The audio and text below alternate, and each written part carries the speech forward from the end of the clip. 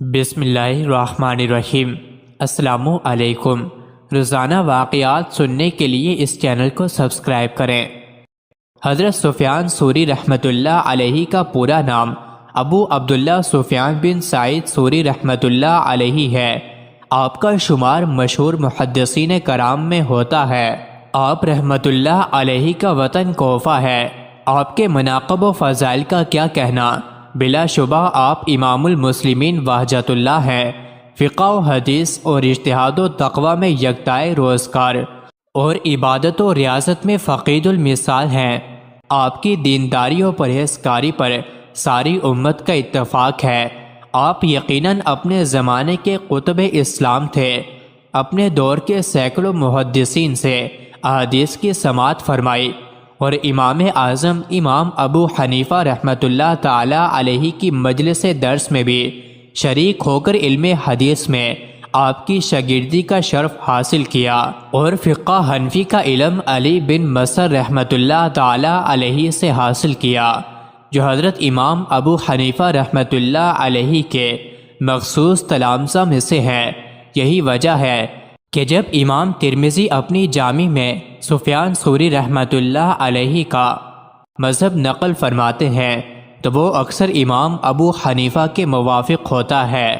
آپ کے شاگردوں کی جماعت بہت بڑی ہے، جن میں سفیان بن عینیہ، امام اوزاعی و معمر و ابن جریج و امام مالک و شعبہ جیسے محدثین کرام ہیں۔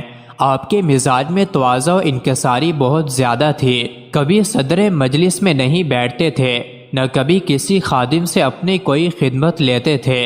ایک کپڑے کے سوا دوسرا کپڑا نہیں رکھتے تھے، نہ عمر بھر کوئی عمارت بنوائی۔ امراء و سلاطین کے درباروں سے انتہائی نفرت فرماتے اور ان لوگوں کے ہدیہ و تحائف سے بے حد اجتناب فرماتے تھے، اور کھلم کھلا ظالم و امراء اور بادشاہوں کی بدعمالیوں پر روک ٹوک اور وعظ و نصیحت فرمایا کرتے تھے۔ یہی وجہ ہے کہ خلیفہ بغداد ابو جعفر منصور عباسی آپ رحمۃ اللہ علیہ کی جان کا دشمن ہو گیا تھا۔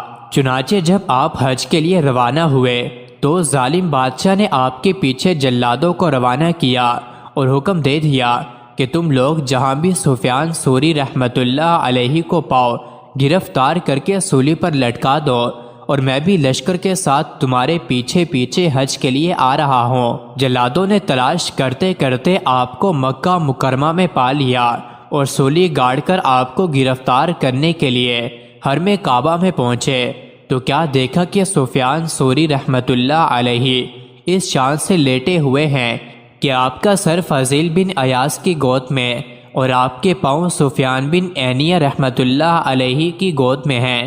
جلادوں نے بادشاہ کا حکم سنایا اور یہ بھی عرض کیا، خود بادشاہ بھی مکہ مکرمہ آ رہا ہے، اگر ہم لوگوں نے آپ کو سولی پر لٹکانے میں دیر کر دی تو وہ ہم سب لوگوں کو قتل کرا دے گا۔ یہ سن کر آپ کو جلال آ گیا اور پھر اٹھ کھڑے ہو گئے اور چند قدم چل کر غلاف کعبہ ہاتھ میں لیا اور تڑپ کر بآواز بلند فرمایا، تم لوگ اطمینان رکھو، منصور عباسی بادشاہ ہرگز مکہ میں نہیں پہنچ سکتا، اور سن لو اگر وہ مکہ مکرمہ میں آ گیا تو میں اس کعبہ کی طرف کبھی آنکھ اٹھا کر نہیں دیکھوں گا۔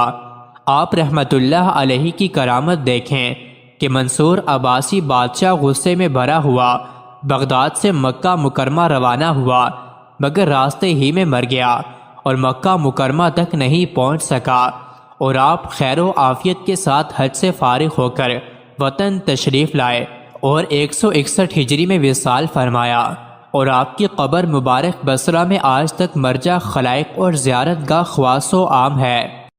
مزید ایسی ہی ویڈیوز کے لیے چینل کو ضرور سبسکرائب کریں۔